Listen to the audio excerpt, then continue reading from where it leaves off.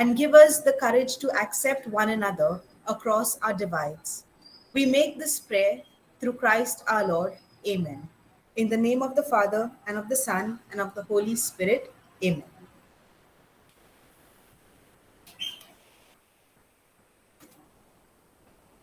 Thank you, ma'am.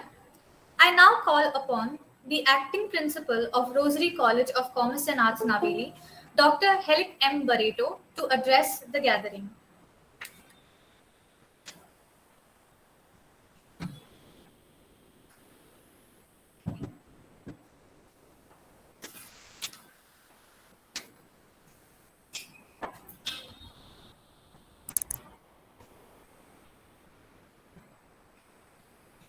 A very good afternoon to everyone. I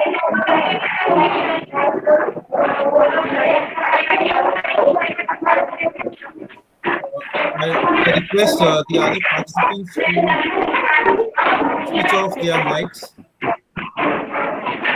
Rathod, Saroj, Rathod, please switch off your mic.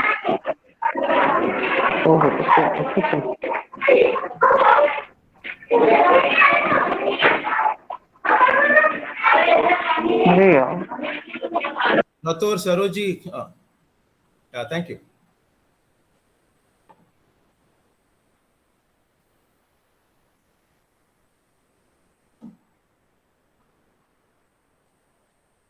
Our Vice Principal, Reverend Dr. Jeromino de Silva,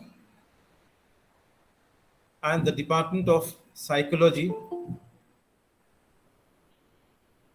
who have organized this one-day international webinar.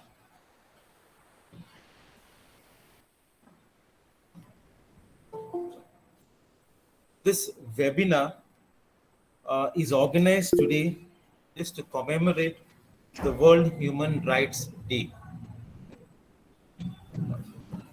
To begin with, I welcome our three resource persons for the day.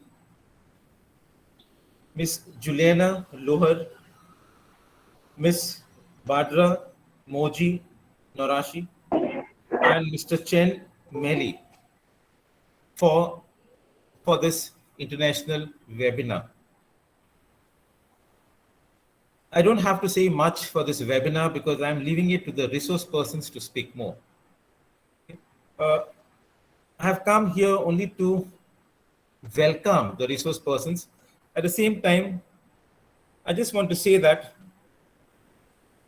whatever you are going to, you can say, speak today, whatever the topics that you are going to cover, I hope our students will be richer at the end of the day because they will gain some knowledge by attending this webinar.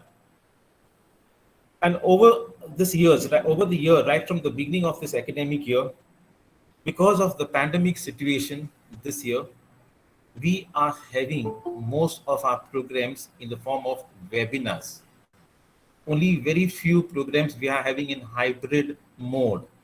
But as far as the international webinars are concerned, we are having it in online mode so that the students should not be denied from, you can say, giving knowledge as far as this type of topics are concerned.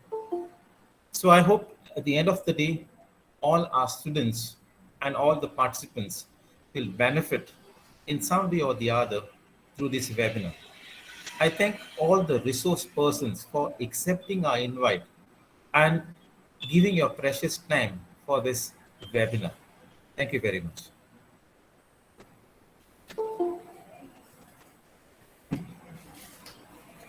Thank you, sir, for your kind words. I now request Reverend Dr. Geronimo de Silva, in charge of the Department of Psychology of our college, to give us an overview of the theme.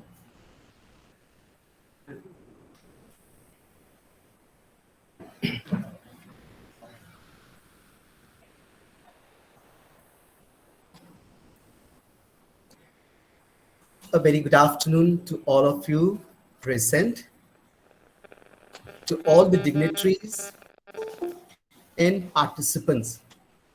A warm welcome to you to this international level webinar organized by the Department of Psychology, Rosary College, in association with ours. Every year, Human Rights Day is celebrated on 10th December. We are observing this day by organizing the international level webinar. The theme for this year being equality, reducing inequalities, advancing human rights. The Universal Declaration of Human Rights sets out universal values and a common standard of achievement for all peoples and all nations. It establishes the equal dignity and worth of every person. Human rights are everyone's rights. This year's theme is equality, reducing inequalities, advancing human rights. The theme relates to equality in Article 1 of UDHR, which says, all human beings are born free and equal in dignity and rights. It also includes addressing and finding solutions for deep-rooted form of discrimination. The principles of equality and non-discrimination are at the heart of human rights. Human Rights Day becomes all the more significant this year, especially after COVID-19, which has deepened poverty, raised inequality, discrimination, and other gaps in human rights protection. However, it is possible to close these gaps and advance human rights by ensuring to build a world that is better, more resilient, and also sustainable. The purpose of the webinar is to make us aware of human rights once again and the need to exercise our rights with dignity. Human rights includes the right to life and liberty, freedom from slavery and torture, freedom of opinion and expression, the right to work and education.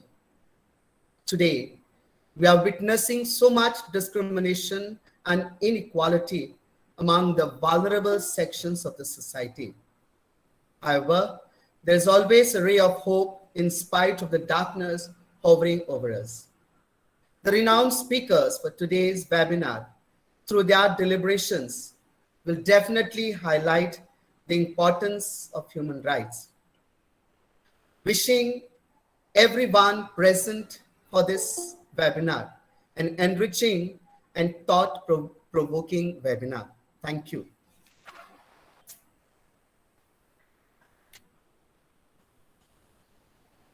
Thank you, Father, for your inspiring words. Without any further ado, we will now begin the webinar. I now call upon Associate Professor Tanya Marchon to introduce our first speaker for the day, Ms. Juliana Lohar.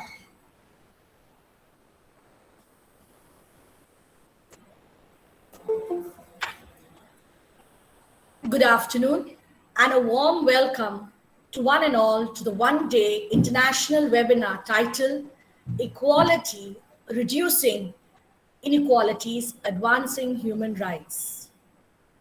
Dr. Martin Luther King Jr. once said, and I quote, "Commit yourself to the noble struggle for equal rights. You will make a greater person of yourself, a greater nation of your country, and a finer world to live in," unquote. It is indeed an honor and my privilege to welcome the speaker of the first technical session, Ms. Juliana Lohar, who is the coordinator of EARS, an NGO working on issues of sexual violence and human trafficking. Ms. Lohar is a fellow of the Ford Global Fellowship 2020-21. She has her master's in social work from Mumbai University. She has authored a training manual for service providers working on issues of sexual abuse, Ms. Lohan has been part of a number of researches on the subject of sexual violence, sexual abuse, and rescue victims of sex trafficking and rehabilitation. In Goa, ma'am has worked extensively with young Devdasi girls to help them recover from their trauma and stigma. She has been instrumental in setting up a mechanized laundry swift wash, a community based economic alternative livelihood program for the victims of sex trafficking and devdatsis.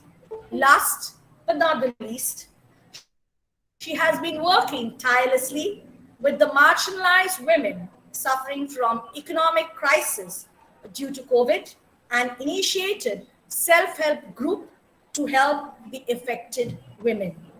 Ma'am, I kindly request you to begin your session. Thank you, ma'am, for this great introduction. Um, I'll just put on my slide. Just let me know if my slide is visible. Okay, is my slide visible?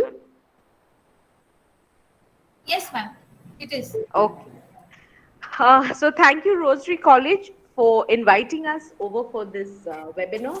And most important, congratulations to each one of you for organizing such an important topic on this day of World Human Rights Day. Okay, uh, equality is something that we all need to discuss about, and I hope I'll do justice in sharing information to you students, and also seeing how you as youths, how y'all can break inequality that is there prevalent in our society today. So I hope this interaction with you all will bring in some josh in y'all, okay, bring in enthusiasm in y'all to work towards breaking inequality that is very much prevalent in our society today.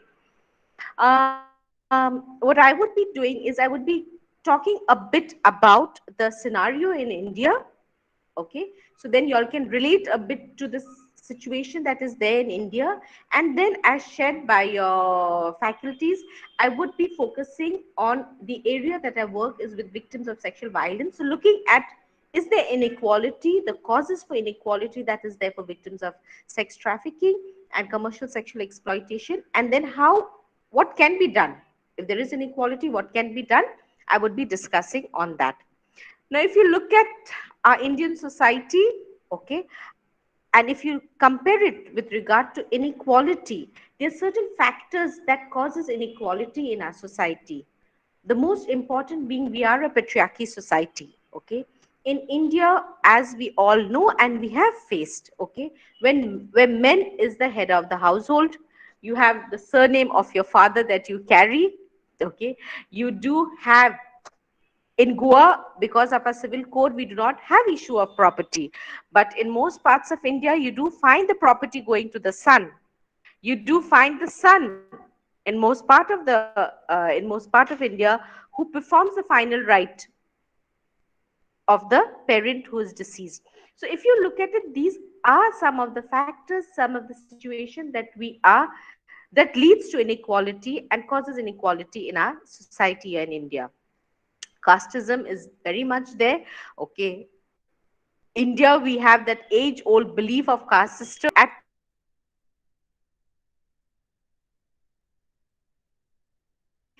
into the family that you have been born into, and caste system somewhere plays a very important role in our society, which further brings in inequality, because we look at person not as the individual that they are, but mostly the caste that they belong to, okay. uh, Most of us in Goa, if we are in the urban setup, you might not face it so much in your day to day life, but in most of the rural setup, it is very much prevalent of the caste that you belong. You begin by asking the person the full name. That itself shows how try to make a judgment of which caste does the person belong to. So we find that casteism is one of the main factor which causes a lot of inequality in our society. We do have gender discrimination, and I think I don't need to speak much about gender discrimination because I think most of us would have faced gender discrimination in our day-to-day life. And if you look at the situation of COVID, what we have found is when we talk about gender discrimination, we have found is that it is somewhere affecting the children a lot when it comes to education, because we have seen a lot of families, they are struggling to educate their children online. And when I have been interacting with most of the families who have been somewhere finding it difficult to provide a mobile to the child, and when I have been asking, ठीक है तो अभी आपने बच्चा पढ़ रहा है कि नहीं, बोल रहा हाँ मेरा बच्चा तो अभी ऑनलाइन क्लासेस अटेंड कर रहा है. So I says ठीक है तो मोबाइल है क्या?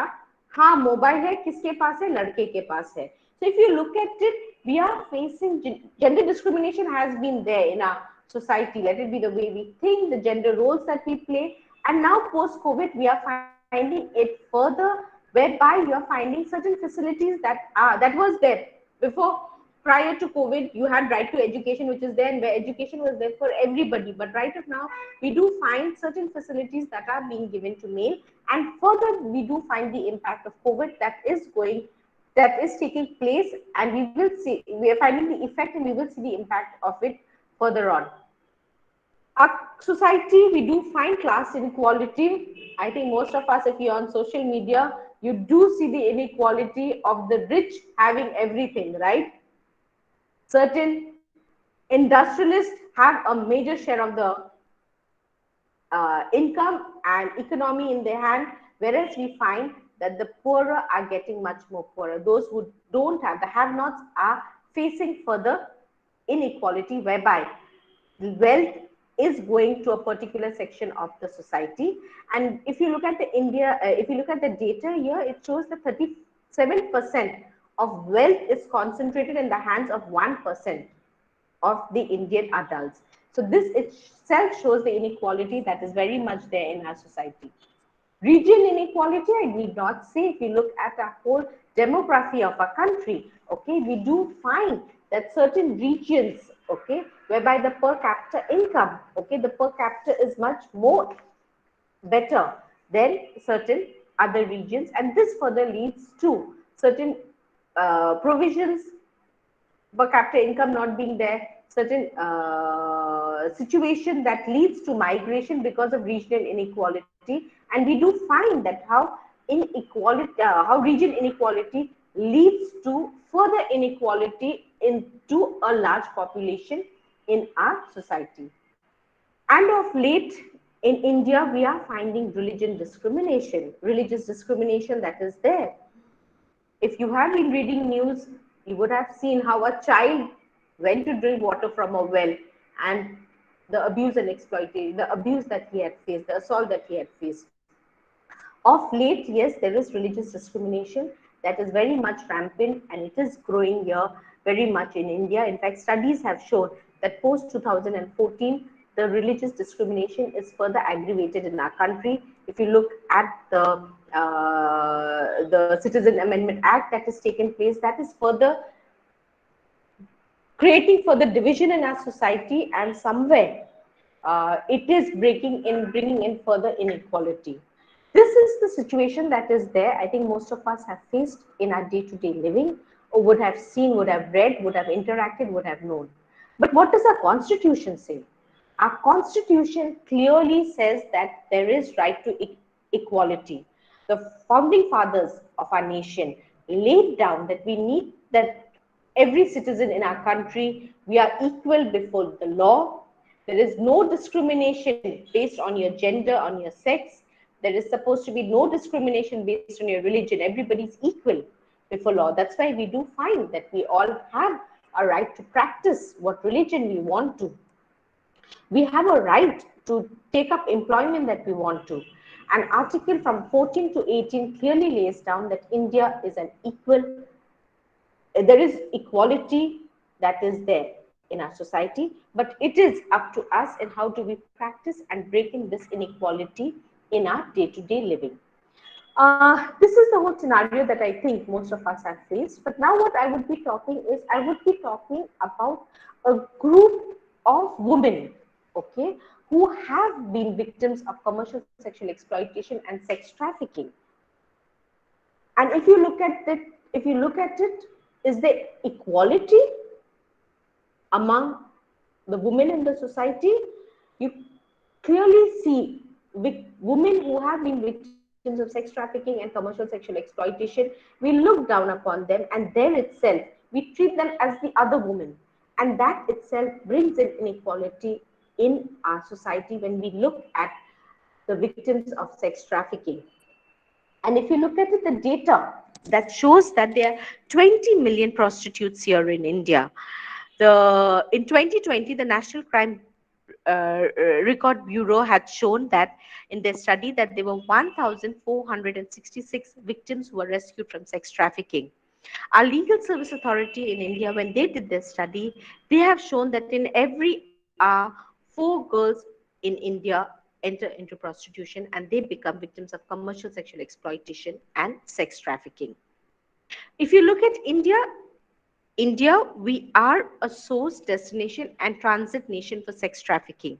What it means? It means that there is trafficking of girls for commercial sexual exploitation between different states in India. You have girls who are trafficked from our neighboring countries, let it be Nepal, Bangladesh, where they are trafficked into India for commercial sexual exploitation. And India is also a transit nation, whereby the victims who are trafficked into India are kept here for some period of time, and then they are further trafficked to the Middle East, to other countries where they are commercially sexually exploited.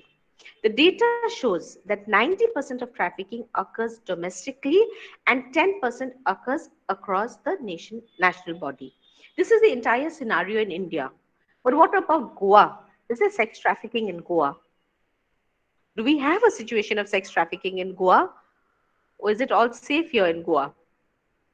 One of you can respond.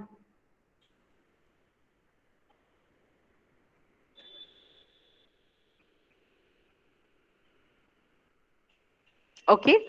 If you look at it in Goa, we do have sex trafficking because we have done ours in every 5 years. We do a statistical analysis of victims who have been rescued by Goa police, whereby we study the whole profile of victims, the modus operandi, the places that they are being trafficked from, and the scenario of trafficking here in Goa. So in our study from 2014 to 2019, we have seen 400 victims who have been rescued. And out of this, we have seen 16% are those who are foreign national, and 84% of victims who are rescued were from India. And if you look at it, when we talk about the whole profile and the places that they have been rescued from, if you look at the foreign nationals, we have 42% of them who are Bangladeshi victims, who are native of Bangladesh. Okay, 25% are from Nepal, and 16% were from Uzbekistan. And you have the former other Russian states, whereby victims who have been rescued were from these foreign nations. And if you look at the scenario in India, we have victims who have been rescued from 24 states here in India, leading obviously with Maharashtra, West Bengal, Delhi, and the sad part is Goa too is becoming one of the source states here in India. So we need to see how we need to be a little careful and see what can be done so that there is no further trafficking into Goa. Now let's look at when we talk about sex trafficking and the whole thing of inequality and why does sex trafficking actually exist, is we at ours we look at it more from the point of the victim being a commodity, whereby she's being sold. There is somebody selling her and there is somebody who's buying her. She basically, it's like a business whereby she's a product and you have a buyer, the customers who buy her, who put in money to see that how she is being exploited, and you have the sellers, basically let it be the pimps, agents. Here if you look at the scenario in Goa, let it be your pilot, let it be your hotels, let it be your massage parlors, they are basically the online that is taking place, they are basically somewhere selling the victims and earning revenue from them. we can discuss further at some other point of time, is basically what how does this whole business operate, and how exactly do they actually benefit from these victims. Now when you look at it, why exactly does sex trafficking take place? We need to understand in the Indian context, okay, why is it that there is commercial sexual exploitation and sex trafficking of women? Okay, here there are certain practices that are there in our community and society. If you look at it in North India, you have the Bedias and the Bajra community, whereby here it's basically folk art, but this somewhere has degraded, and they somewhere basically use women and girls for somewhere using them for sexual purposes, whereby the women and girls from these community are further commercialized and they are sold for sex purposes. Now, here, if you look at in South India, we have the practice of Devdasi and Jognis.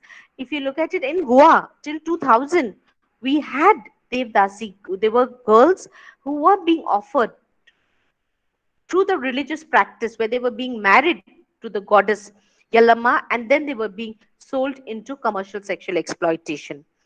Post 2000 in Goa, we don't have any Devdasis, any young girls who have been dedicated and sold into commercial sexual exploitation, because we also have the law presently here in Goa through Goa Children's Act. No girl can be sold and put may be made devdasi and put into commercial sexual exploitation. So these are some of the practices that have been there in the society, and it has been deep rooted. And somewhere these practices, like the devdasi practice, like which at the introduction your ma'am has shared about, I've worked very closely and I've seen how this whole thing of making them devdasi, putting the responsibility on the girl, on the girl child, because she becomes a devdasi as soon as she gains a puberty, and seeing how you inculcate her and put her into this whole market of sex trafficking, and whereby the entire onus is put on her that she needs to somewhere fend and do things for her family. Somewhere it is religion that is making her get into all of this. Okay, so where we have found is that certain religious practice does cause further victimization and making them more vulnerable and putting them into making them into victims of commercial sexual exploitation. There are other situations too, gender discrimination we have found. We have seen that in my work with rescued victims, I have seen at least 90% of them have been married off as children. Okay, so they have been child marriage. So when they're married off as children, what happens is the education is not completed, they do not get certain skills, and then what happens is when they get married, there's domestic violence. And here we find is that the victim has no skill, and when she becomes victim of domestic violence, in our studies, in our work with the victims of sex trafficking, we're finding a majority of them, when they become victim of domestic violence, the family is not taking them back, क्योंकि शादी हो गया, झंझट खत्म, अभी तुमको अपना जिंदगी देखने का है, और उस लड़की के पास पढ़ाई नहीं है, स्किल नहीं है, and as a result, what happens is those who are operating this whole sex market, they are targeting them and pulling them and getting them into this whole market, into the whole sex market, and further they are trafficking them and exploiting them commercially, sexually, once they have been trafficked and sold into commercial sexual exploitation. So we do find gender discrimination leading to further sexual exploitation of women and girls. Inequality, as we see, is there is inequality through income and region. We do find a lot of victims who have migrated from their place of birth, which is further making them very vulnerable to becoming victims of sex trafficking. Okay, so here we find is that this somewhere then migrating leads to further exploitation, leads them to become vulnerable, and this further leads them to becoming victims of sex trafficking and commercial sexual exploitation. And if you look at Goa, do we have sex trafficking? We have seen somewhere the state has portrayed Goa as a place for fun and pleasure. So that has gone into a lot of thing into the the tourists who come here look at it as a place for fun and pleasure. And fun and pleasure, obviously, लड़के लोग को ज्यादा करने का है. Pictures have also depicted coming to Goa for fun and pleasure. और उसमें जो है, apart from the 3S, they also look for the 4S, that is sex. So they do come to buy sex, and we find this further aggravates and creates a situation for further sex trafficking and commercial sexual exploitation. And somewhere this, and looking at the other factors that are already there in our society, leads to further exploitation and leads to inequality and leads to victims, leading into a situation whereby her human rights are further affected and thing. Now, if you look at it, when the victim is trafficked and sold into commercial sexual exploitation, we do find a great impact on her. The physical impact, I think most of you have heard or would have seen in movies, would have read, is there is a lot of assault on her. Okay, मारपीट उनके ऊपर बहुत होता है. Okay, I've had a lot of victims. When I interact with them, I do find certain marks in their hand, and those are burn marks in which the customers have burned them through cigarette. Okay, they have been cuts, they have been deep wounds. In fact, just few days back, when I was interacting with one of them, the victim, she was sharing with me कि उसको कितना मारा है when she had refused to be a part of the sex market. She has been assaulted, and she was showing me the bruise on her body. So the marks still exist. There is a lot of physical assault that they go through. We do find a lot of them financial impact, because it involves money, but everybody says the girl is getting money. End of the day, the victim does not even get 10% of whatever the perpetrators, those who are running the business, earn from her. And somewhere her family also starts depending on her financially, because she starts sending money, and then we find the dependency of the family increasing. We do find the social impact on them, the way the society looks at them.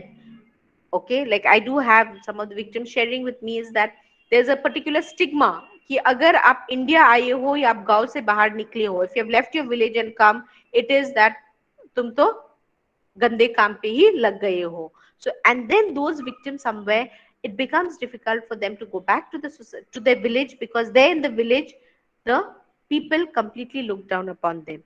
And you, being students of psychology, I thought I would discuss a bit on the psychological impact that victims of sex trafficking go through. So victims of sex trafficking, as you know, do go through this whole thing of post-traumatic stress disorder. They do face panic disorder. I remember in our laundry once we had one of the victim who had come in for a rehabilitation, and all of a sudden, like it had been about 3 weeks that she was at the rehab, okay, where she was working at the laundry, and all of a sudden I receive a call, Didi, usko heart attack ho gaya. Or then I went rushing to see, she had just got a panic attack. Okay, so we do find victims who have been victims of sex trafficking and commercial sexual exploitation, they do face panic disorder. Flashback is what they do go through. Okay, and I know y'all, being psychological students, y'all will be studying all of this. I remember there was a victim that I had been handling. Okay, and she had been rescued from a big network, and there were a lot of influential people who was involved in her sex trafficking and selling her into this whole commercial sexual activity. And I'd been working with this victim, providing her counseling, and I think it had been nearly a month, and she had, started recovering from the trauma that she had faced. And after a month, one day she said is, I need to meet you immediately. And when I went to meet her, she says, दीदी बहुत घबराहट हो रहा है, समझ में नहीं हो रहा कि क्या हो रहा है, and I need to tell you that uh, I cannot move on again because I saw the picture. So I said, is like, but you have been doing so well, right? And when we started further discussing, she basically had flashbacks because she saw the picture of the perpetrator in the newspaper, and completely she went into trauma once again. So we do find victims, they do have flashback. Let it be through pictures, let it be through certain smell, let it be through certain movies that they see, they do face flashback, and then they are further traumatized once again. Anxiety, depression is what we do find most of the victims going through. Substance abuse and disorder is we find a majority of the victims, because as we have seen that when the victims are inducted into commercial sexual exploitation, somewhere the whole thing of them, uh, they have to do what the market wants them to do, and the buyers, the client, for them लड़की लोग के साथ मजा करने का, उनके साथ दारू पीने का, उनके साथ ड्रग्स करने का. And we do find a number of them who have becoming who become dependent on substance abuse, let it be your cigarette, let it be your tobacco, let it be drugs. And we do find the impact on them highly, especially when they're recovering. They do need to go for detox, and after that, do they really manage to come out of it? So you do find a lot of the victims going through a lot of psychological impact that has been caused to them because they have been victims of commercial sexual exploitation. And now, looking at this, when we look at this is what the victims go through. Okay. Now, looking at this itself tells you how the victim faces inequality in our society today. And when they become victim of sex trafficking, the cycle of inequality remains, because we need to see is that when they are victim of sex trafficking, they're moving from one place to the other. Okay. And as a result, when they are moving from one place to the other, there is an issue of identity. What happens is when they are trafficked, okay, the perpetrators give them a different identity with different documents. And here we find is that key one, they have different documents that are provided to them. And then what happens is when they are back in the village where they come from, they somewhere do not have their documents. ठीक है, उनका जो है, the voting card cannot be made, the name is not there in the ration card. Okay. And then along with that, Aadhaar card जो बन रहा है वो उनका सही आधार कार्ड नहीं बन रहा है. So we do find that once a victim is trafficked and is sold into this whole commercial sexual exploitation, the inequality continues because there is no identity, she lacks documents, and then we find she's not able to avail of the government schemes and programs that are there. We do have certain government schemes whereby they provide shelter, but we find victims of sex trafficking, because they don't have the documents, they're not able to get shelter, they're not able to get ration. Okay, you're supposed to get ration below the poverty line, but उसके पास document नहीं है, ration card ही नहीं बन पा रहा है, bank account है ही नहीं है. ठीक है. And we also find is whatever reservations that are there, let it be for job, let it be for scholarship, there somewhere they're not able to avail of it, because somewhere they do not have those documents to prove who they are. And as a result, the cycle of inequality continues, and they're further stigmatized, they're further not able to avail of whatever the government has. And that's how we find that victims of sex trafficking, it becomes difficult. But is it all that sad picture that we have seen? Okay. What we at ours we have tried to do is we have tried our best to see how can we break the inequality that has been created for victims who have been trafficked and who have become victims of commercial sexual exploitation. So what we have been doing at ours is seeing, one is that if we know that they are victims who have been sold into commercial sexual exploitation, who have been trafficked, we work towards their rescue, and we do this rescue with the police. We as an NGO, we do not go alone. We involve the police, because then only can you break this whole market of sex trafficking, because then the police takes proper legal action, and then seeing the perpetrators who are involved, they are named and legal action is taken against them. So we not only rescue them, we also ensure that those who have been running the sex market, they are prosecuted. So we work closely with the judiciary to see how victims are provided justice, and that they are somewhere able to break these people, break the market of sex trafficking, to see that further other victims are not further victimized. We also try to see how the victims are linked to government scheme. Like I told you, yes, they do not have documents. So we work closely to see how they get the documents so that they're able to avail of whatever government schemes that are there. We work closely with the government to prepare victim-friendly schemes so that the victims are able to avail of it. In fact, Goa is the first state in which we had the Prabhat scheme that were made for victims of sex trafficking. And in fact, the Supreme Court liked the scheme so much that they recommended it that all states should be having a scheme like the Prabhat scheme for victims of sex trafficking.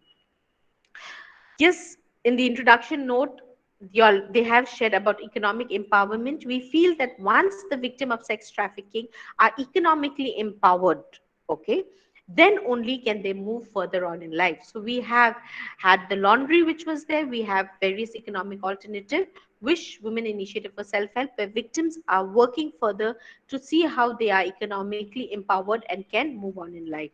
And we work towards the reintegration into the society and family. We work very closely with the family to see how the family are not dependent on the victim financially, that the family themselves, because we have seen the family, they become parasites and start living on the earning of the victim. So we see that how they we work with the family to see that they do not depend on the victim, that they themselves they work and they contribute and enable the victim to manage her own life once again. And we work closely with the society to see how the victims are accepted back into the society. Like we have set up initiatives with the government to see how, like if suppose any programs we do take our victims for it, let it be sports. This was all pre-COVID, okay, seeing that how our victim is back into the society and they are accepted, and somewhere the inequality that they face that is broken. Now coming to you students, okay, how can all of us together reduce the inequality that the victims of commercial sexual exploitation and sex trafficking that they face? I think what you as students, what y'all can do is y'all are psychology students. So y'all need to see is that how y'all are, y'all build y'all's knowledge further and work towards uh, enabling the victims to recover from the psychological trauma that they face.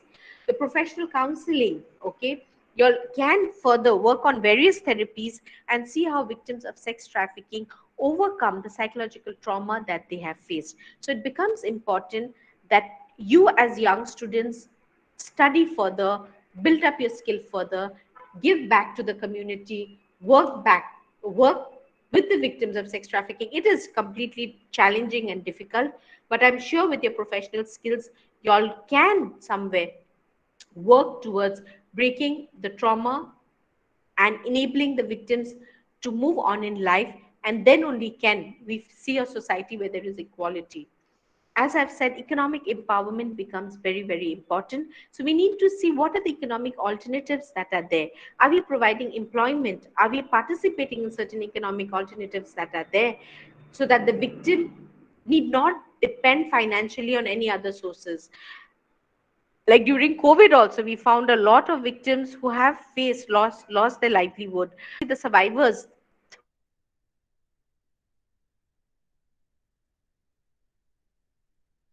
the woman very clearly told me is that Didi, hum log ko ration washin mat do. Don't give us ration, don't make us dependent on others. Just give us a job and we will manage once again. Okay. So somewhere if we can contribute in our own ways to see what are the economic livelihood programs that are there that will enable the victims to earn a livelihood and they not be dependent on any other person. I began by saying we are a society where there is a lot of gender discrimination that is there. The whole concept of male to bisex, that is one of the concept that is there. And if you look at this whole sex market remains because there is the male who are buying sex. So I think it becomes important that if we work towards breaking this whole market, sex market, by seeing the clients who are buying sex, can we can we see that how they're not buying sex, especially if we can work with the younger lot to see that how they grow up to be proud men who do not feel who feel proud because they're working to they do not buy sex. Again, I would like to say we have a law which is provides equality, okay. The law is not unequal, but we find is that buying sex is a crime, but somewhere the implementers, they do not want to focus on this. I remember meeting one of the legal officials and he was like, but कैसे तुम arrest कर सकते हो क्योंकि वो तो खरीद रहा है. But the law clearly says buying sex is a crime. So somewhere we find that the law creates inequality, but we as the implementers, we somewhere do not want to accept this whole thing of buying sex as a crime, and we find the law implementers, they are the ones who discriminate, and they do not want to act further. So I feel if somewhere we as a society, if we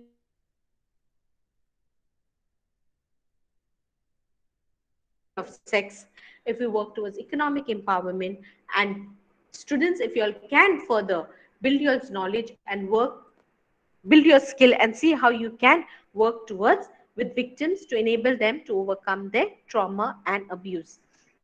I would like to conclude and end by saying that if we have failed to prevent victims of sex trafficking, if they have become victims of sex trafficking, let us all together work towards the recovery from trauma by providing the professional care.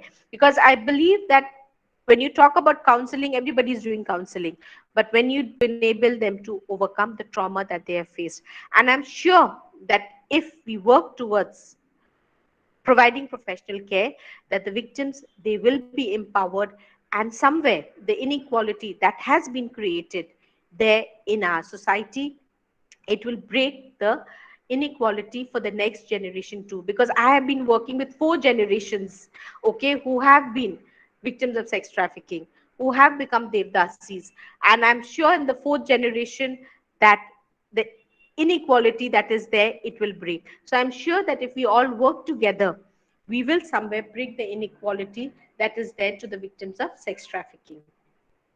Thank you so much. We can have the questions as per whatever your faculty tells you. We can take it accordingly. Thank you. Thank you so much, ma'am. Participants, if you all have any questions for Ma'am Juliana, the chat box is open to you all. You all can write your questions for her in the chat box, or you all can unmute yourself and ask her any questions.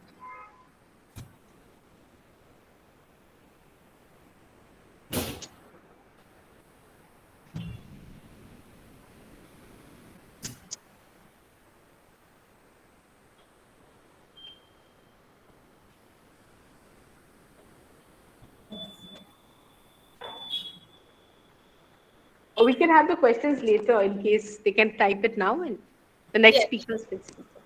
yes, we can do that also.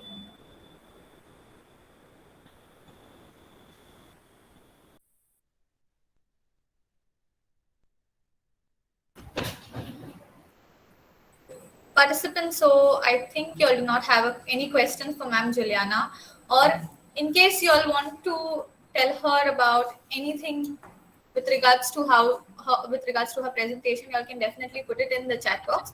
I now invite Associate Professor Ms. Tanya Marchand to thank our speaker for the day, Ms. Juliana Lohar.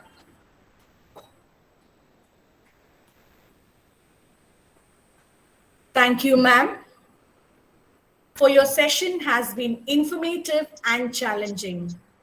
When I look at the work you do to the fabric of society, then I can think of no better quote than that of Nelson Mandela. And I quote, "What counts in life is not the mere fact that we have lived, it is what difference we have made in the lives of others.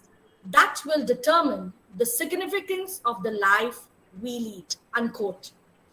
We wish you all the success and God's abundant blessings to carry on this demanding mission.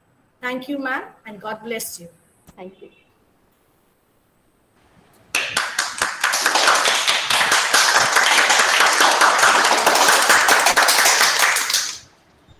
Thank you so much, ma'am. Without any further ado, we will soon begin with our second technical session for today. I now call upon Assistant Professor Brito Costa, faculty at Rosary College, to introduce our second speaker.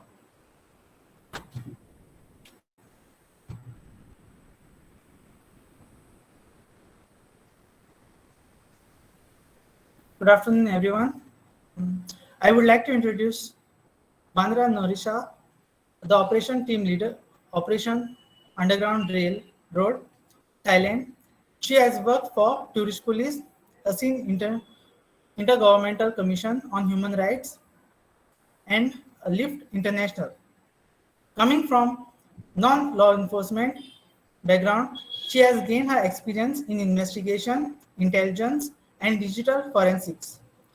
Over the year, while working for NGOs and partnering in various law enforcement units to combat human trafficking and child sexual exploitation, both online and offline, she has worked over several cases assisting law enforcement to identify victims and perpetrators, gathering evidence to hold them accountable for their crimes.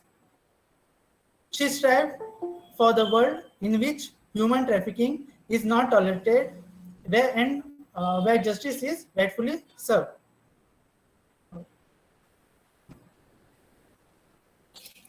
Thank you so much, ma'am. We are so grateful to have you among us today. The session is open entirely to you. You may take over. Thank you for the introduction, and thank you for inviting us to speak today. I'll just put on the presentation.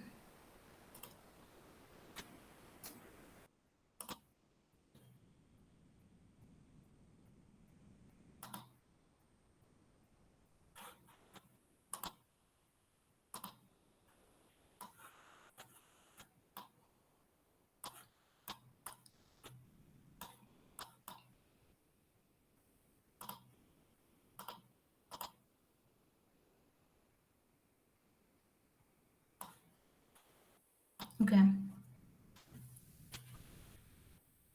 So everyone can see the presentation, right?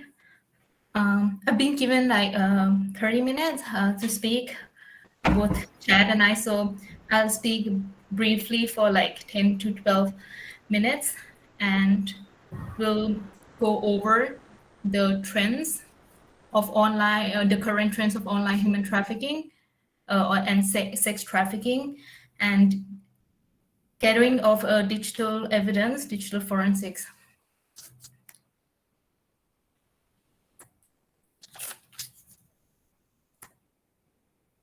Yeah, so current trends on commercial sex trafficking. First, let's understand what is sex trafficking. Many of you already know like a basic understanding of what sex trafficking is. Let me read the definition. Sex trafficking occurs when someone uses force, fraud, or coercion to cause a commercial sex act with an adult or causes a minor to commit a commercial sex act. When we think of sex trafficking, most of the time, like law enforcement see it as like a minor, a person below 18 years old, as a victim of sex trafficking, but it can happen to anyone. It can happen to an adult as well, but it's just harder to prove in court, because for an adult, there need to be clear evidence on force, on abuse, on deception, etc. But for people under 18 years old, it's a clear cut in terms of law, especially in Thailand and of course many countries that victims of sex trafficking. So when we look at different types of trafficking, sex trafficking is the second fastest growing criminal industry in the world and generating approximately 50.2 billion USD worldwide. And this type of trafficking is a very high profit, and there's a huge consumer demand, and it's very easy to operate compared to other like drug trafficking. So many of the criminals are involved in this type of trafficking. It's easy for them to go undetected by law enforcement. They don't have to invest so much in this, like because there's high profit but low investment. Sometimes they don't even have to invest in money, but just by psychological manipulating the victims. So there's a fast changing trend in today's world. As you all know, everything is moving to online, right? Everything in our lives. We spend so much time on screen, like some people spend like 5, 6, 8 hours a day on screen. So it's the same with trafficking scheme. It's now moving a lot online, and because of the pandemic as well, everything has moved online. So there has been a change in the trend of trafficking, especially in the world of commercial sex trafficking. So why have this change in the trend? First, it's the hiding of identities of the traffickers. It's easier for the trafficker to operate online because they don't have to like reveal their real identity. They can become anyone. Like I work on cases which the trafficker pretend to be beautiful college girls, and manipulating young boys to perform sexual act, and recording the video and selling it online and trafficking those boys online. So you don't have like to have a real identity, and most of the time these victims don't even know their trafficker. So doesn't matter like if you meet a trafficker in person or not, still you can be a victim of trafficking. So second is the expanding of marketplace. When you're online, you get more audience, right? You're able to get access to more people online. So the marketplace is huge online when the traffickers are selling this victim online in comparison to the offline. So if they're offline, for example, they're in Goa, they can sell these victims within that region or within that state, and not further than that. So it becomes limited. That's why they move online, because you can be sitting in one part of the world and then traffic the victim to another part of the world via the online platform. And the third is facilitating the transactions. Transactions is made easier when it comes online. Like we all have like banking apps, right? We order food online, we order Uber online. So the same with trafficking. And the transaction online is also to disguise these traffickers, because they use various applications for money transfers, not only bank transfer. Because when you do bank transfer and you enter the person bank account number, it shows who the money is going to. But if they use, for example, cryptocurrency, or they use PayPal, or in Thailand we have True Money, where you can input like fake name, so it's harder for law enforcement to track them down. So that's why they've moved to online. And fourth is they get like a increase accessibility, wider access. This is for both the traffickers and for the customers. The customers can buy the victims from anywhere in the world and get them delivered to the doorstep. Or if they're not physically interacting with the victim, they can still abuse the victim via online platform.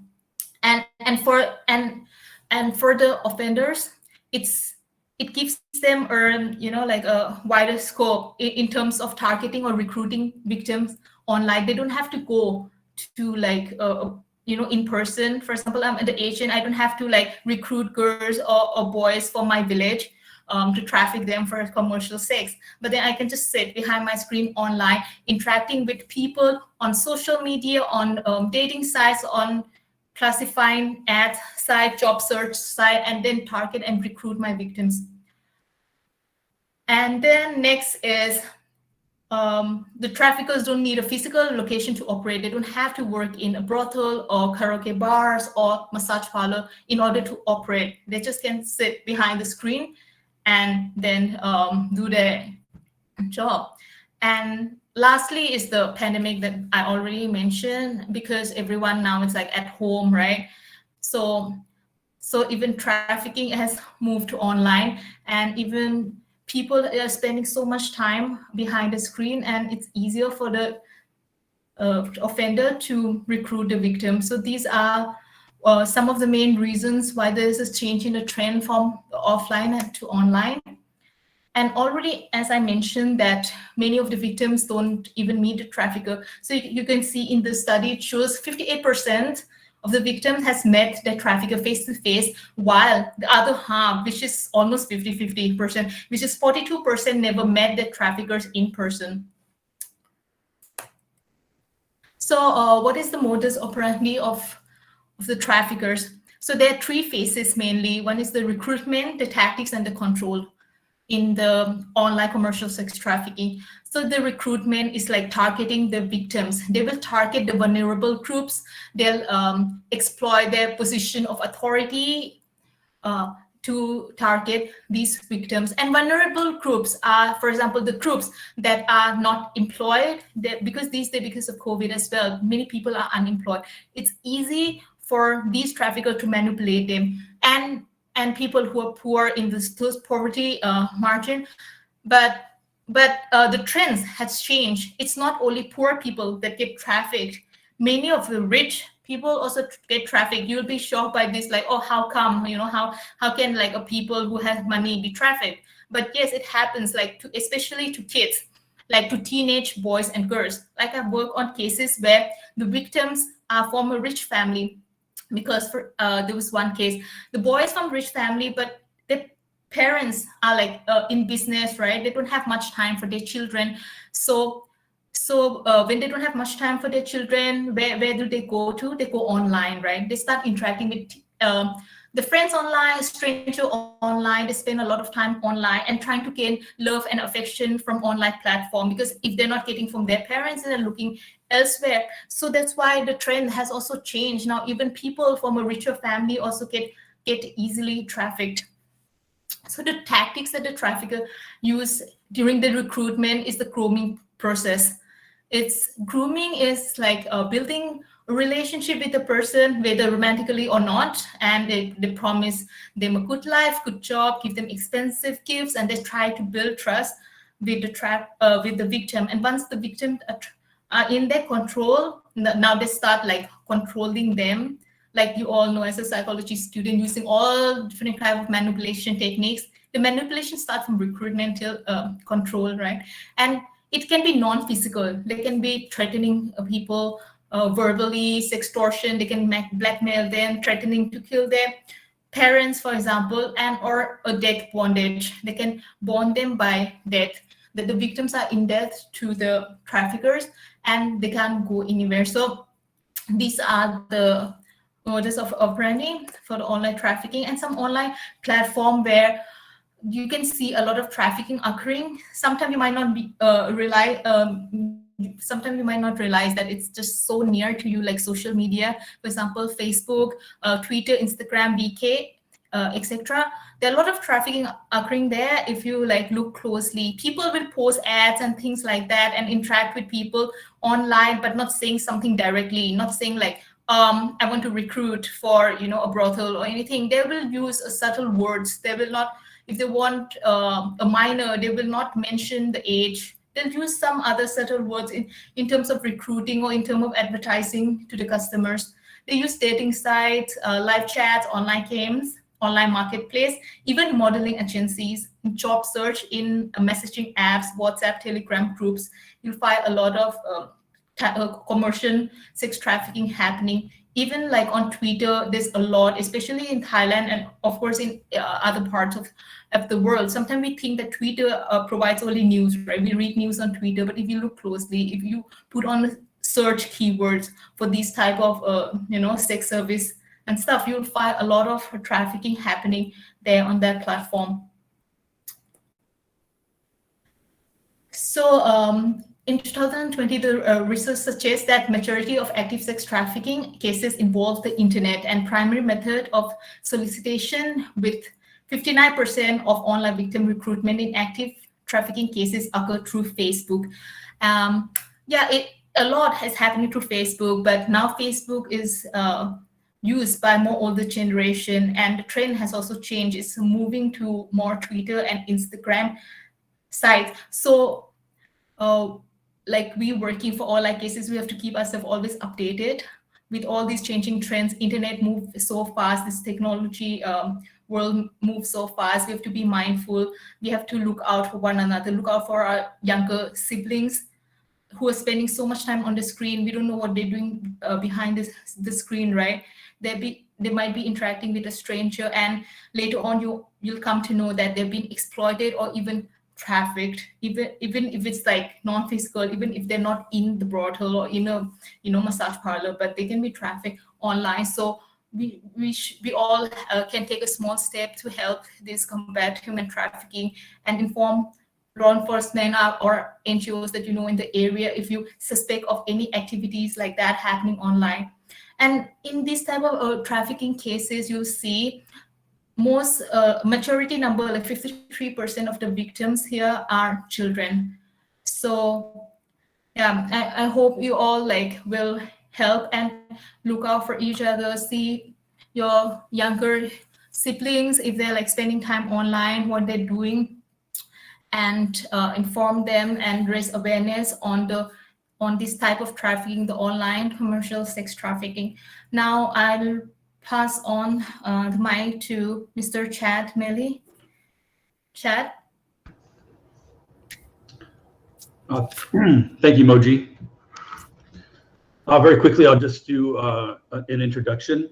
My name is Chad Melly. I am the Director of Online Investigations for OUR, Operation Underground Railroad, and I also oversee digital forensics. I am my background is law enforcement in the US.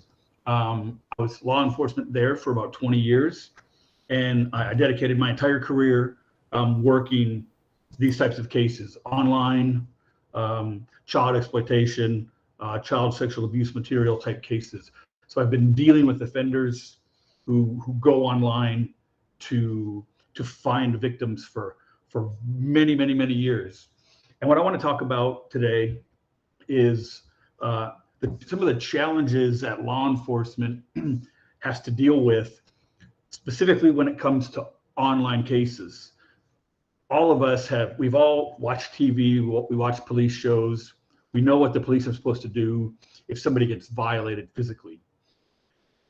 When that happens online, how police behave and how police investigate those cases are very, very, very different. Now, of course, yes, there still is a physical aspect of it, but there's also a much larger digital aspect. And there are some very unique challenges that law enforcement is dealing with. Back probably not very long ago, maybe 5 or 6 years ago, it didn't matter what you were talking on with somebody in an online communication. Whether you were on WhatsApp or Line or WeChat, it didn't matter. Law enforcement had the authority and the ability to send out legal process, a legal document to the owners of those companies if they believed somebody was being victimized or committing a crime. And in return, they would get information on who owns that account, and they could get all of the chat conversations and all of the chat logs. That doesn't occur anymore. And it doesn't occur anymore because of the evolution of technology and kind of the evolution of our culture. Unfortunately, I'm starting to see, lots of people are starting to see that our culture in general is pushing towards a very non-intrusive, non-forensic type environment. People don't want to be checked up on. People want their privacy. People are tired of being oppressed by the military and governments, and they just want their own privacy. It does not necessarily mean anybody's committed a crime. It just means people want their privacy. And how that is having an effect on these types of digital cases is when you have a large mass group of people that start pushing for end-to-end encrypted messages so that they can have a private conversation without worry of somebody intercepting those. When enough people start talking about that, the companies listen, and they have listened. Now Facebook offers secret messages, end-to-end encrypted messages. WhatsApp is end-to-end encrypted. Line messages are end-to-end encrypted messages. What that means is in a traditional online messaging conversation, if two people are messaging each other on their cell phones, on whatever interface, I type a message. When I send the message, if I'm using WhatsApp, it goes to the WhatsApp servers. The WhatsApp servers then direct it to whoever I'm having that conversation with. So before, like I mentioned, law enforcement could contact WhatsApp and get a copy of that. Now what's happening on end-to-end encrypted messages, each phone has a decryption key. And when I send a message with my phone encrypts the message. It then sends it to WhatsApp. WhatsApp routes the message to whoever I'm sending it to. Their phone also has a decryption key on it. Their phone decrypts the message, and then they can read it. Now, all that happens in a split second. We don't even notice it. But what that has done, and that has caused a huge headache for law enforcement, because now they are unable to get copies of those messages, those conversations when people go missing, when children are kidnapped, when there's a sexual assault or an online exploitation happening. Those messages are crucial evidence in an investigation. Now, WhatsApp, even if they wanted to, could not decrypt that message. They store the message. They know that the message was sent, but they cannot give you the content of the message. That is a major killer for work in these types of cases. It means law enforcement has to work much, much, much harder in terms of work in these types of cases. What type of, other than chat conversations, what type of evidence are we generating in a digital investigation? Let's talk about a digital or an online commercial sex trafficking case. Traditionally, you're going to have these types of evidence. You're going to have, at the very least, multiple posts on social media. You're going to have multiple ads online. The whole point of trafficking is to find customers. It's just like any other business. You have a product and you have customers, and you're trying to sell your product to the customers. In order to do that, you have to advertise. You have to open up communication between the criminal enterprise and the general public. And they do that by placing ads. Those ads almost always contain photographs, videos, and contact information, whether it's a WhatsApp number or an email or whatever. All of that is digital evidence. In most cases, more evidence is generated in a digital investigation before there's ever an arrest, before law enforcement even knows who the bad person is. There are mountains of digital evidence that have been created. Every single time law enforcement sends a message to a potential trafficker, that's generating new evidence. And one of the huge issues with that digital evidence is, does anybody know where is the home office of Facebook?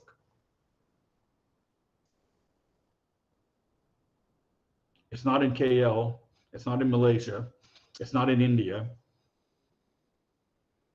Somewhere in the US. Same for Instagram, same for Snapchat.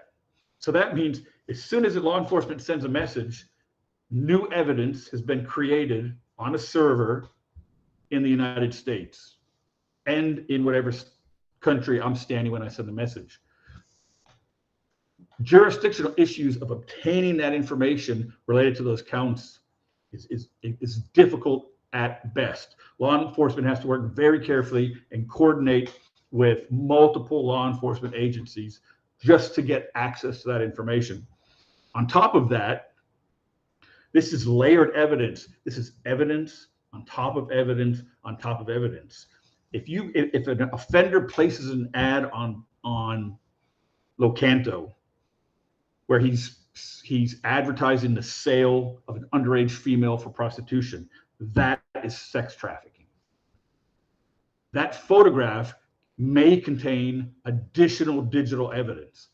So when you take a photograph with your cell phone, maybe some of you know this, maybe some of you don't. When you take a photograph with your cell phone, if your location services are on, which means your phone has access to your GPS coordinates and you have service, when you take that photograph, your GPS location is embedded in that photograph and it's recoverable by anybody using free software, and it takes no less than 5 seconds to do. On top of, it also lists the make and model of your cell phone, whether your flash went off, whether you were holding your phone this way or this way or this way. All of that information is embedded, and it's called EXIF and metadata. That's digital evidence that's embedded in those photographs. So just placing a photograph on a website for advertising purposes for illegal activity creates more evidence than most cases have, most cases that are physical in nature. The amount of evidence you'll have in a digital investigation is 5 times that amount usually. And all of this occurs even before the arrest. Then once an arrest is made in an online case, and you have an offender who's been arrested, and now you have multiple cell phones, maybe multiple laptops, multiple computers, USB drives, external hard drives, CDs, all that's digital evidence that has to be properly identified. It has to be properly seized by law enforcement, and it has to be properly analyzed and then organized to pull that information. And yes, lots of the information can be carved out and recovered, even deleted information. But it's just the volume of evidence that law enforcement is dealing with that makes these types of cases extremely, extremely challenging.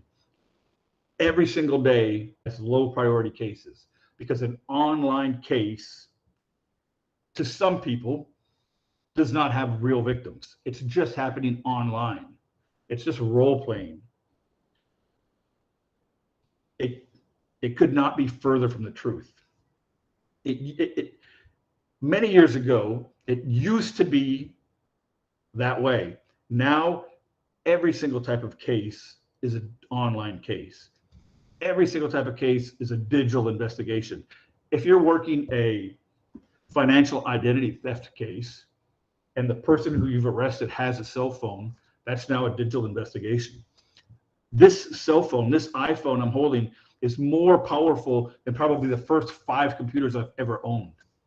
So every single case potentially can be an extremely complicated, extremely technical digital investigation.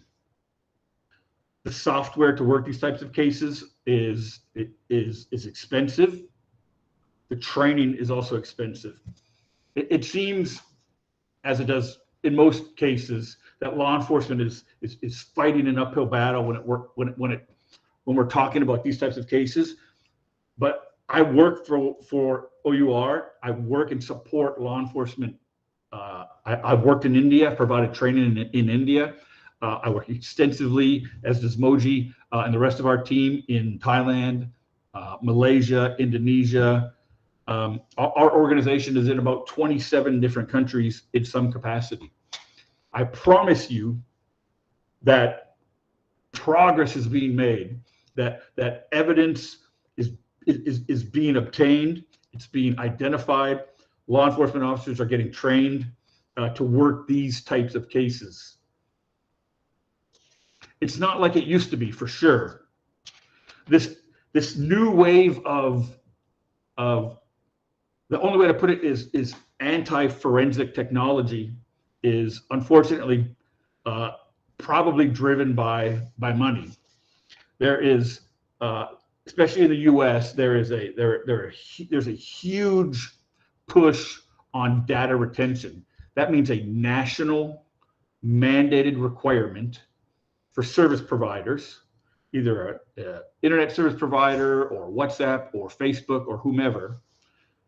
There is a mandate for all of them to preserve online evidence for a minimum amount of time and make that information available to law enforcement after a proper legal document has been issued. Imagine how many millions of servers that Facebook has just to try to keep up with all of that data, just to record that data, just to store it in case law enforcement asks for it. That was happening across the world with all kinds of online service providers. What this new anti-forensic technology has done, it has alleviated a lot of that problem, because now by encrypting these messages that are kept on their servers, they have therefore eliminated themselves from needing to provide it, because even if they could provide it, it's encrypted. So as customers, as privacy advocates,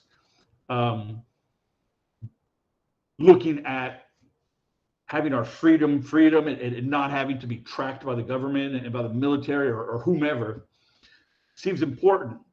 But what's happening as a culture, what's happening is these things are being locked down, and it's not going to be very long before it's very difficult to get into any type of digital evidence. Right now, the only way to recover critical data that's exchanged through an end-to-end encrypted messaging system is to physically obtain one of the devices. I have to have, and not only do I have to have it, but I have to have access to at least one of the devices that are communicating. Because remember, both of those devices have a decryption key on them. There's no way to recover the information unless I get access to one of those devices, which law enforcement has been doing and is doing, but it's difficult.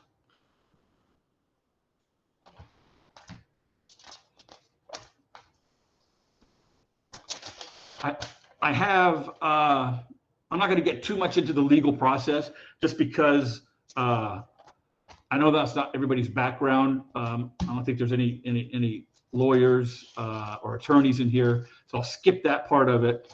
What I would like to hear, if anybody has any questions or any comments related to the evolution of technology, the evolution of digital, let's say messaging, social media or online messaging.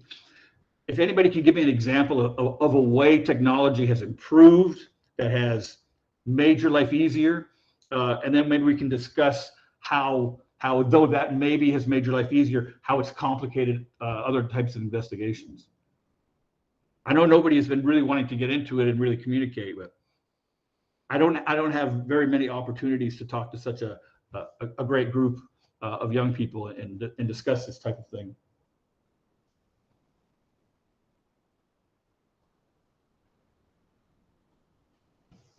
I'll check the chat.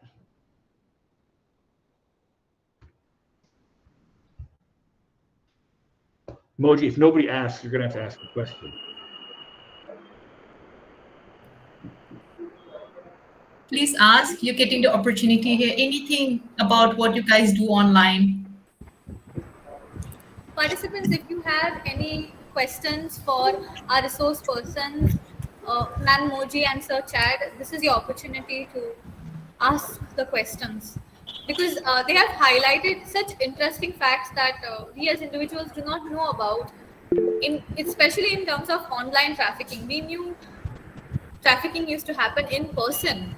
That was something that we've grown up learning. But something that happens online is something that I'm also learning as a faculty.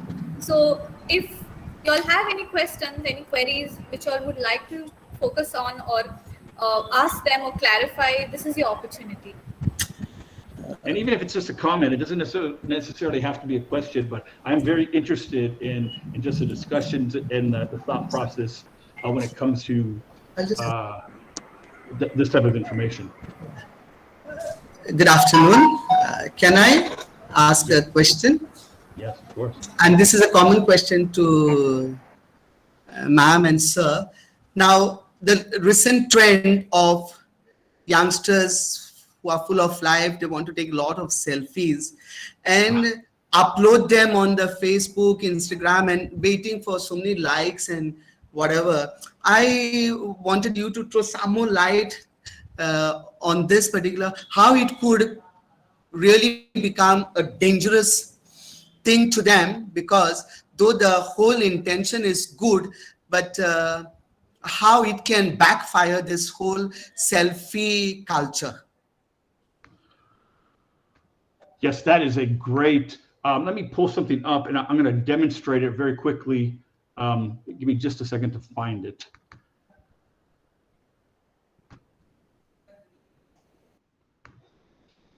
Yeah, many people think, especially younger people, tend to think that everything they're doing online is anonymous. They're not putting their real name on their social media accounts. So since their real name's not on their social media account, then they don't have to worry about anything being found relating to their actual identity. I'm going to be showing just a couple slides. Let me share my screen real quick.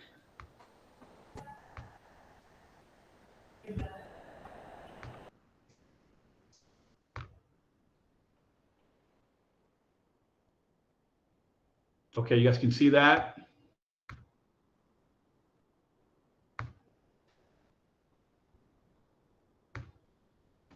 Okay, can everybody see that?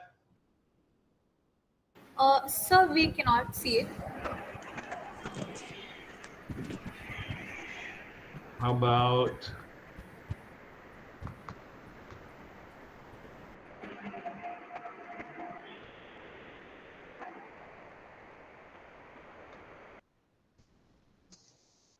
now? No, sir. So if You can't.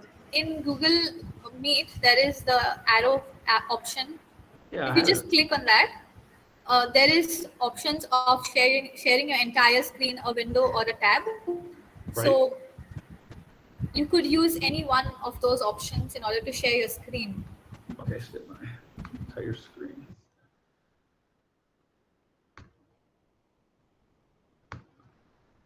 Okay. Stand by. Yes, sir. Now it's Okay, good. visible. All right, just pull this up for you. Can you see that slide of this young lady? Yes, Yeah. sir, it's visible. Okay, so this is an anonymous post. It's an Instagram photograph of an underage female that was being sold a couple years ago online. This is an Instagram account that comes back to a fake name with a fake screen name, just with an actual photograph, and using just a few trained investigators over about a 2-day period, looking at other posts related from this account, and then looking at some other posts posted by friends in her small circle of friends.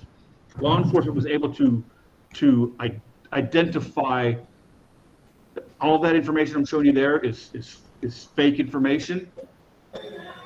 In 3 days, law enforcement was able to take that one photograph on Instagram. You see the photo on the left is a pin drop on a street in Colombia. If you look at the photograph on the right, I want you to keep an eye on it, and I want you to look at that fence with the vertical stripes on it. There's a speed limit sign to the right, just behind that silver vehicle. And then there are windows in that building just above the fence. I want you to kind of keep an eye on all three of those. And we're going to do like a layover.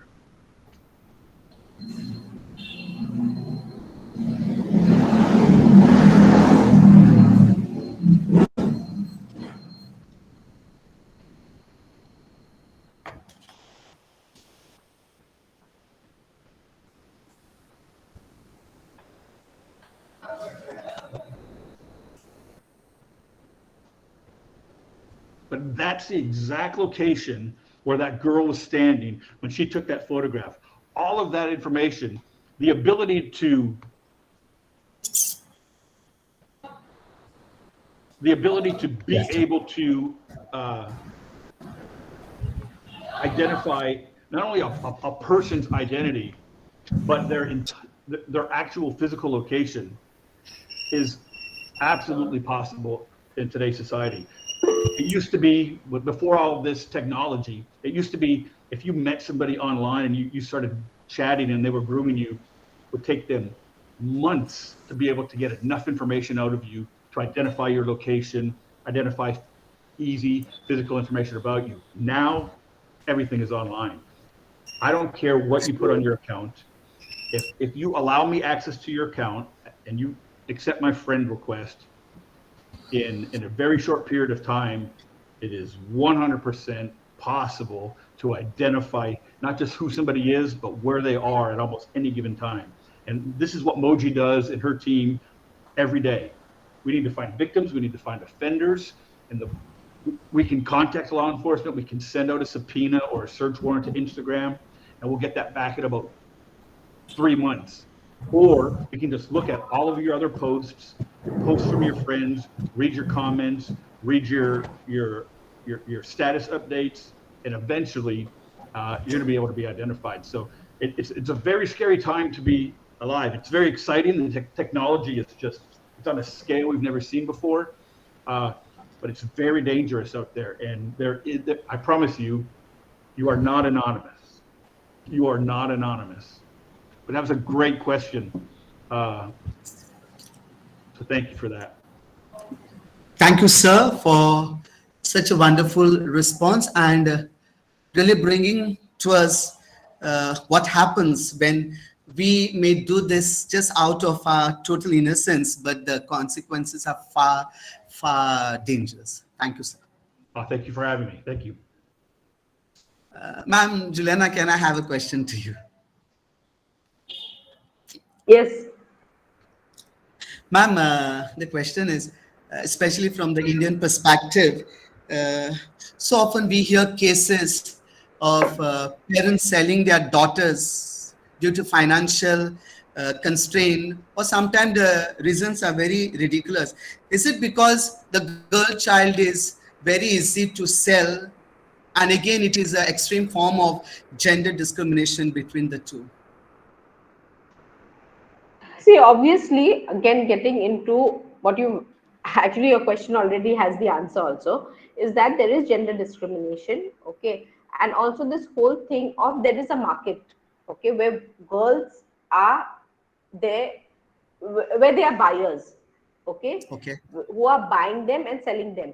So if you look at it, when the market is already there, okay, and you have a society where the girls are looked upon as a burden, ये बोझ है, ये इसको तो जैसा भी निकालने का है, शादी करके देने का है. और इधर जो है, you see somewhere there is already financial thing that is playing an important role. Okay, so that's why if you look at it, the most important thing is there is a market for sex. They are buyers. That's why I'm keeping on saying till we get the buyers, because there is a law which already says that the buyers can be prosecuted. But somewhere nobody wants to touch on the buyers, because we as a society, we cannot look at the buyers being anyway, because who are these buyers? These buyers are male, right? So there's a lot of role that plays into it. So had there not been a market for sex, obviously the mother would have put her child elsewhere than selling her for sexual purposes. And if you look at it, if you get an opportunity, we have these short stories. We have a book called Beautiful Woman. It is a collection of short stories. So there they explain, the victim explains basically what she has gone through. Okay. So had there not been a sex market for sex, when in Goa at that point of time we had Baina, okay, where girls, parents were just putting them through this religious practice of Devdasi. Thank you, ma'am.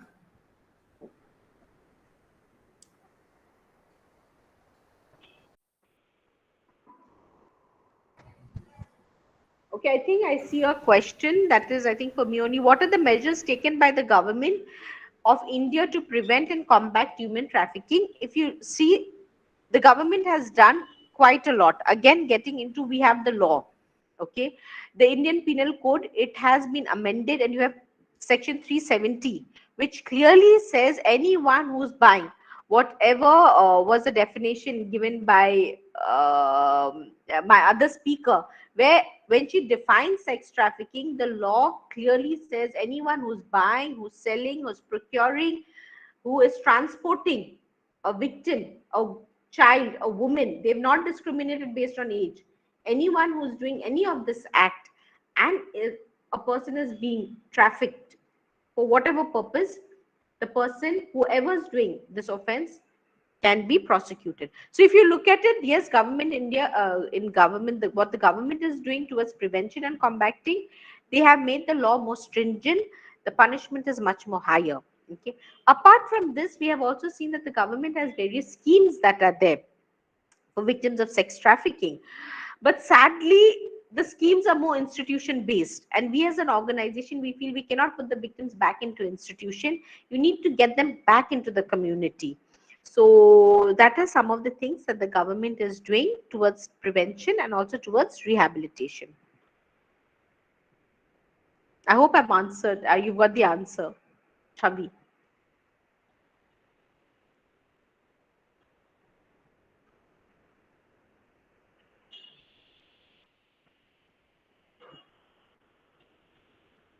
Participants, do you all have any more queries for our speakers?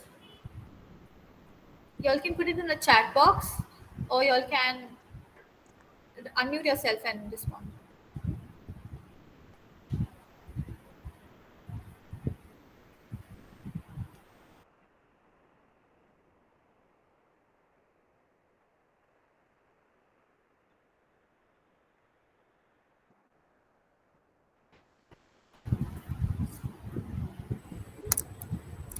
Um, I don't think any of the participants have any questions for our resource persons. Uh, okay, ma'am, there is a question for y'all.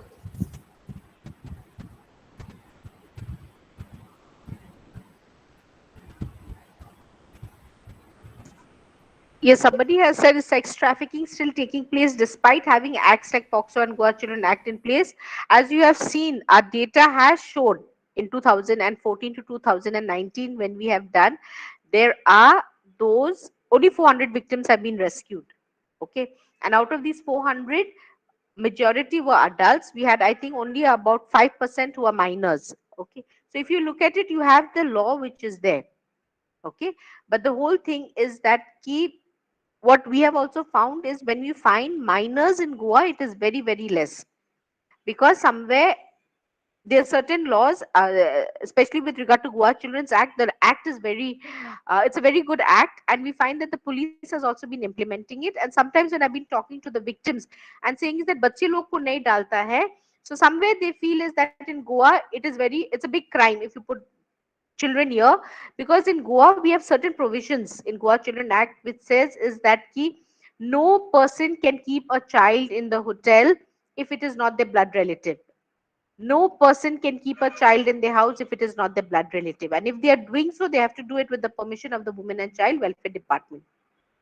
So if you look at it, you have the law, but it is not that you're not having any cases. But in Goa, at least with Goa Children's Act, especially in the your hospitality industry, they're very much aware of this act, and they're very careful in not keeping children in the hotel and in the hotel. But if you look at POXO, yes, you do have a number of cases of child sexual abuse which is being filed, because the law is very it's a law which has defined all forms of child sexual abuse, and we are finding that there are people aware and they're coming and reporting it.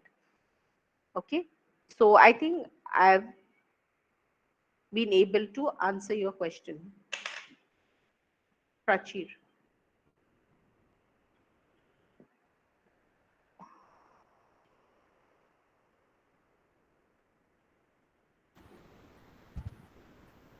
Your question is, so what's the way out of it to strengthen it? I think people need to be aware, we need to be informed, and then the those who are implementing the law, they need to take it seriously. When a person goes with a complaint, they need to act and see how the complaint is being taken.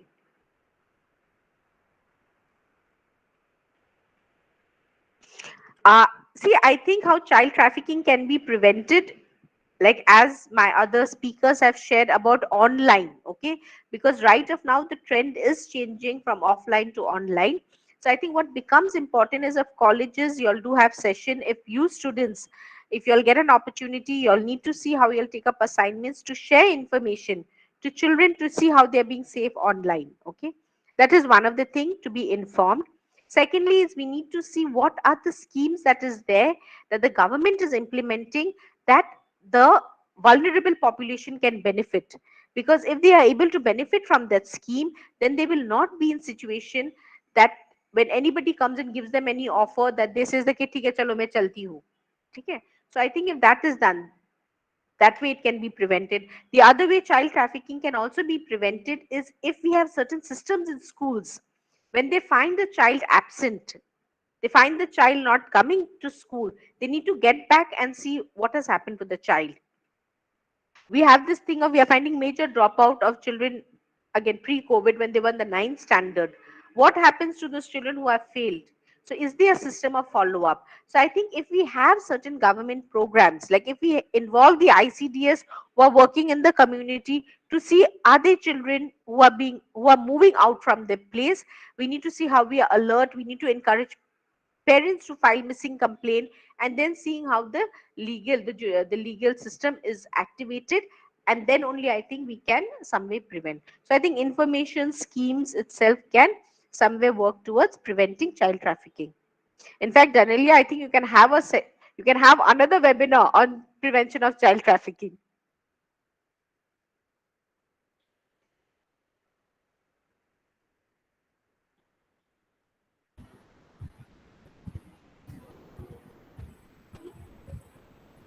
Participants, do you all have any final question for our resource persons?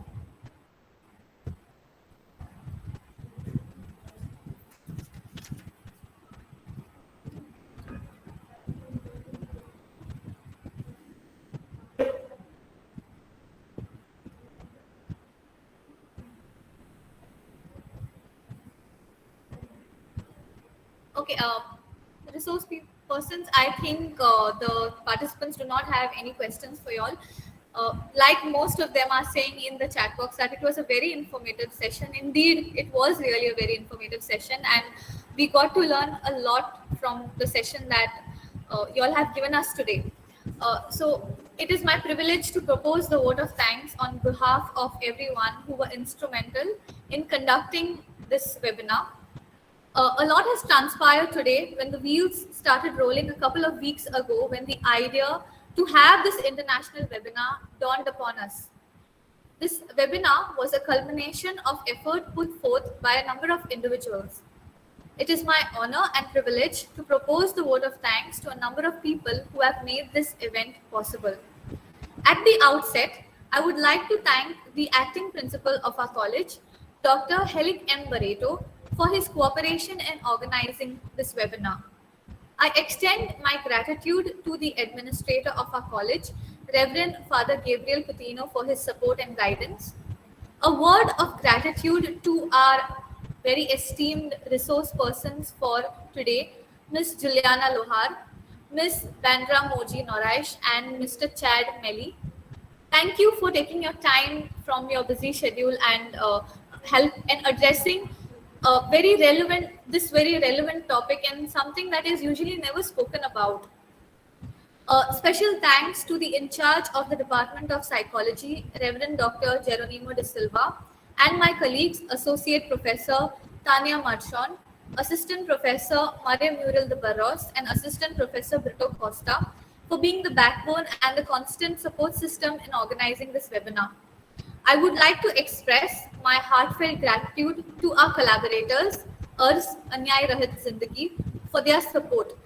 Special thanks to Mr. Arunendra Pandey, Director of URS, and Ms. Lurida Parado, Counselor at URS and the Joint Secretary for this webinar, for helping in organizing the same. Last but not the least, a special thank you, dear participants, for being a part of this webinar. Without your presence, it would not be a success. Participants, I will be sharing the feedback form link right away in the chat box. Please fill the form in order to get your certificate, and your feedback to us will also help us in organizing similar webinars in future. Thank you so much for being a part of it. Have a nice day. Thank you so much. Bye.